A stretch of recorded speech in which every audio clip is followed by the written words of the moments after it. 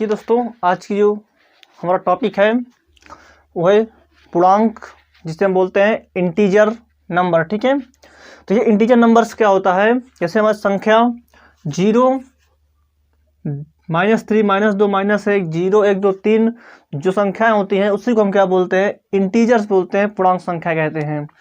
ठीक है, पूर्णांक संख्याएं दो प्रकार की होती हैं, पहला पॉजिटिव इंटीजर एंड दूसरा निगेटिव इंटीजर। पॉजिटिव इंटीजर क्या होता है, जिसमें हम धन वाली संख्याएं लेते हैं। ठीक है, वो क्या होती हैं, पॉजिटिव इंटीजर होता है। जैसे 1 हो गया, 2 हो गया, 3 हो गया, 4 हो गया, 5 हो गया, सब क्या होते हैं, पॉजिटिव इंटीजर होते हैं, यानी कि धनात्मक पूर्णांक होते हैं।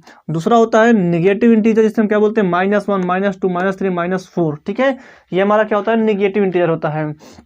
अब बच्चों एक चीज ध्यान रखिएगा, जो हमारा 0 होता है, ये 0 जो होता है ये हमारा ना तो पॉजिटिव इंटीजर होता है और ना ही निगेटिव इंटीजर होता है, यानी ना तो ये धनात्मक होता है और ना ही ये ऋणात्मक पूर्णांक होता है। ये सिर्फ क्या होता है, एक संख्या होती है 0। ठीक है, ये तो ना तो धनात्मक होता है और ना ही ऋणात्मक होता है। अगला हमारा नंबर है परिमेय नंबर। ठीक है, परिमेय संख्या यानी कि रेशनल नंबर्स क्या होती हैं। तो बच्चों रेशनल नंबर्स क्या होता है, P/Q के रूप को हम क्या कहते हैं, परिमेय संख्या कहते हैं। ये सभी लोगों को मालूम होगा, जहां पर Q हमारा क्या होना चाहिए, डज नॉट इक्वल टू 0 होना चाहिए, यानी Q जो हमारा कभी भी 0 नहीं होना चाहिए। और एक चीज इसमें और रखिएगा बच्चों, P और Q का जो उभयनिष्ठ गुणनखंड होगा वो हमेशा 1 के अलावा कोई और नहीं होगा। इसका मतलब क्या होगा, इसमें थोड़ा समझाते हैं। ठीक है, देखिए इसका मतलब ये होगा, जैसे हमारी संख्या लिखिए 1/2। ठीक है, तो 1/2 का हमारा हर क्या दिया हुआ है, 1 दिया हुआ है। ठीक है, इसका उभयनिष्ठ गुणनखंड क्या हो सकता है, 1 × 1 लिख सकते हैं। राइट, थोड़ा ध्यान से देखिएगा। और 2 क्या होता है, 2 को हम क्या लिख सकते हैं, 1 × 2। इसका 2 ही गुणनखंड हो सकता है, तो इसका जो उभयनिष्ठ होगा खाली क्या होगा, खाली 1 होगा। ठीक है, तो ये हमारा क्या होगा, परिमेय संख्या होगी। ठीक है, अब जैसे हम संख्या ले लिए 5/5 एक है और दूसरा क्या है 4, तो 5 का गुणनखंड क्या होगा, 1 × 5 होगा। ठीक है, राइट, और 4 का क्या होगा, 2 × 2 होगा। इसके गुणे में हम 1 भी लिख सकते हैं। राइट बच्चों, तो यहाँ से ए और ये दोनों का उभय गुणनखंड क्या होगा, 1 होगा, यानी हम कह सकते हैं कि दोनों का मासा 1 होना चाहिए। राइट बच्चों, तो यहाँ से दोनों को गुणनखंड कितना आ रहा है भाई, उभयनिष्ठ गुणनखंड 1 ही आ रहा है। तो ये हमारी सब क्या होंगी, परिमेय संख्याएं हो जाएंगी। राइट बच्चों, जैसे हम ले अगली संख्या लेके दिखाते हैं आपको। जैसे ले लिया जाए एक अगली संख्या 6/10, 6/10 ले लिए। ठीक है, तो बच्चों होगा क्या, 6 का उभय गुणनखंड करेंगे तो 1 × 2 × 3 आएगा। राइट बच्चों, 1 2 जा 2 और 1 2 3 जा 6 होता है, यानी 1 2 जा 2 और 2 3 जा 6। ठीक है, इसी बार 10 का जब मल्ट करेंगे तो 1 × 2 × 5 होगा, ये इसका उभयनिष्ठ गुणनखंड होगा।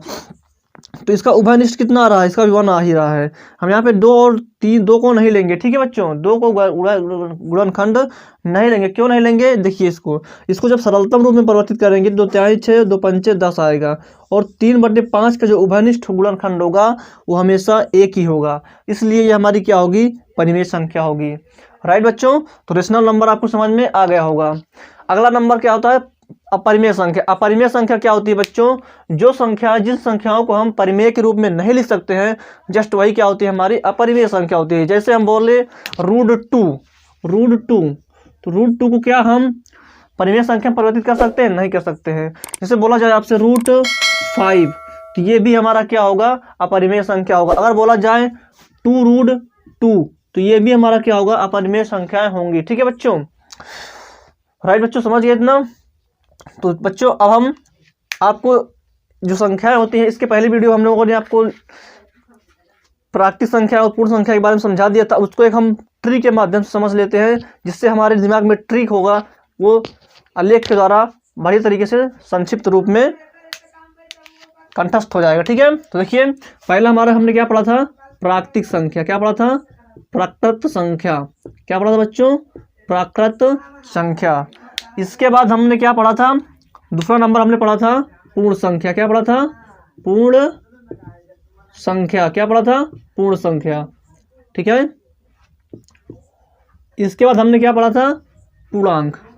क्या पढ़े बच्चों हम अभी, पूर्णांक। क्या पढ़े हैं, पूर्णांक। अब देखिए पूर्णांक को हमने पढ़ा, तो पूर्णांक पढ़े पूर्णांक को हमने दो भागों में बांटा, पहला धन पूर्णांक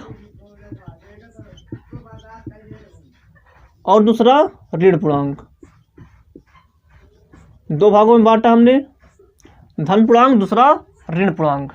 राइट बच्चों,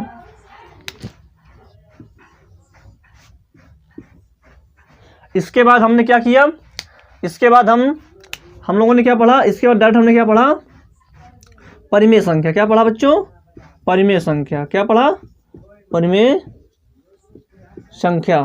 और इसके बाद हमने क्या पढ़ा, परिमेय संख्या के बाद हम लोगों ने पढ़ा अपरिमेय संख्या। क्या पढ़ा, अपरिमेय संख्या।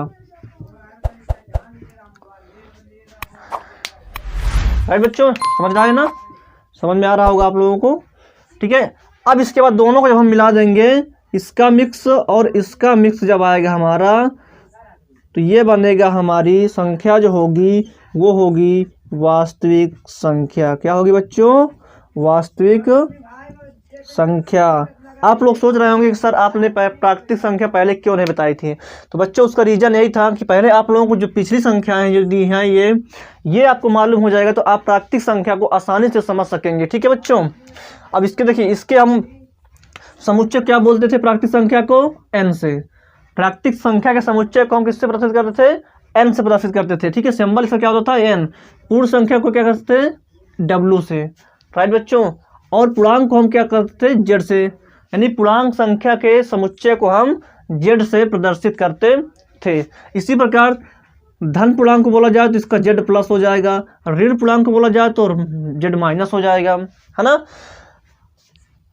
और जो हमारी परिमेय संख्या होती थी इसको हम कैसे करते थे, q से।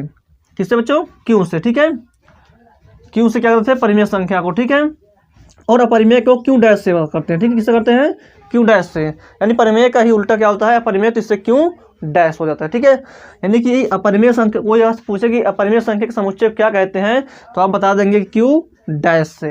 राइट बच्चों, अगला है वास्तविक संख्या। तो बच्चों वास्तविक संख्या के समुच्चय को हम r से डिनोट करते हैं। किससे डिनोट करते हैं बच्चों, r से डिनोट किया जाता है। राइट बच्चों, तो आप लोगों को यहाँ तक ये आपको डायग्राम समझ में आया, आलेख समझ में आया कि नहीं समझ में आया, कमेंट करिए फटाफट, सब लोग कमेंट करिए। नहीं समझ में आया तो एक बार फिर से हम समझा दे रहे हैं आपको। ठीक है, तो पहली क्लास में हमने सीखा था प्राकृतिक संख्या और पूर्ण संख्या। प्राकृतिक संख्या क्या होती है, जैसे हमारी संख्या 1 2 3 4 ये सब क्या होती हैं, प्राकृतिक संख्या होती हैं।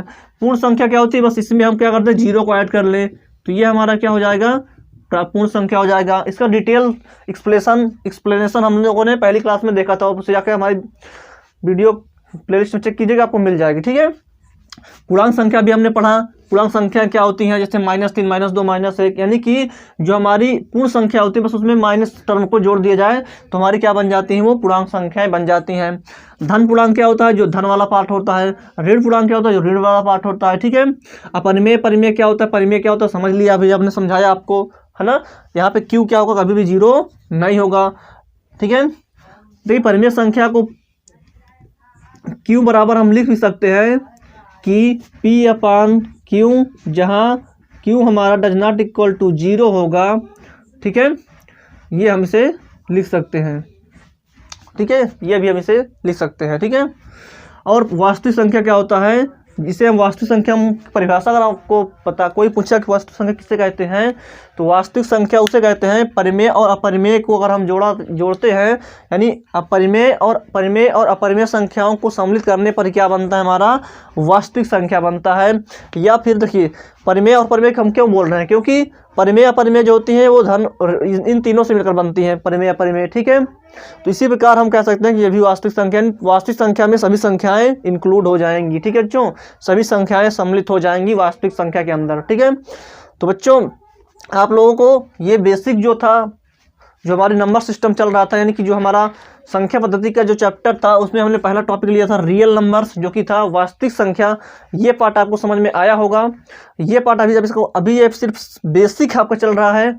इसके बाद अब हम अब जो हमारा टर्म होगा वो होगा दशमलव को मतलब कि जो हमारा शांत आवर्ती दशमलव क्या होता है, अशांत आवर्ती दशमलव क्या होता है, परिमेय के रूप में कैसे परिवर्तित करते हैं इसे, अपरिमेय में कैसे परिवर्तित करते हैं।